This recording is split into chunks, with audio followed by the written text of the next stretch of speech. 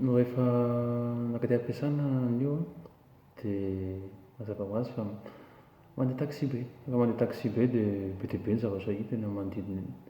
Dia ny zavatra anankiray tsy miova raha mbola tsy hiova raha izao no toy dia ny resaka fahadiovana.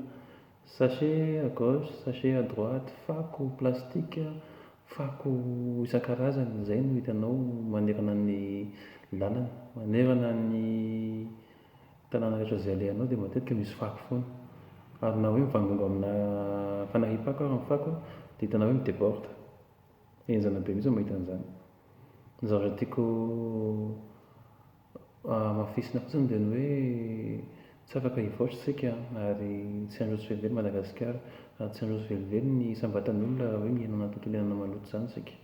Mila manaja tontolo iainana isika amin'ny ankapobeny, mila manaja ny atao hoe fahadiovana, fahadiovana amin'ny lafiny rehetra. Tsy voatery hoe fahadiovana amin'ilay hitantsika foana eny ny tanàna ireny a, tsy voatery izay, fahadiovana ara-panahy, fahadiovana amin'ny lafiny fomba fiasa, fahadiovana amin'ny eny na aminà singa faran'izay bitika indrindra ary. Mila manaja an'izany hoe fahadiovana izany isika. Mila iainantsika izany hoe fahadiovana izany mba ahafahantsika miaina amin'ny rariny sy hitsiny. Izay angamba no mety hoe hafatra. Hafatra mety efa renareo ihany isan'andro a, hafatra mety efa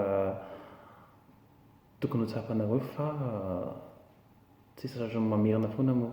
Adidintsika tsirairay avy, adidintsika tanora, adidintsika olom-pirenena ny mamerina an'izay atao hoe diana tokony hifanaovantsika izay amin'ny lafin'ny fahadiovana hoe vahoaka malagasy namana tokony hanaja an'izany fahadiovana izany isika.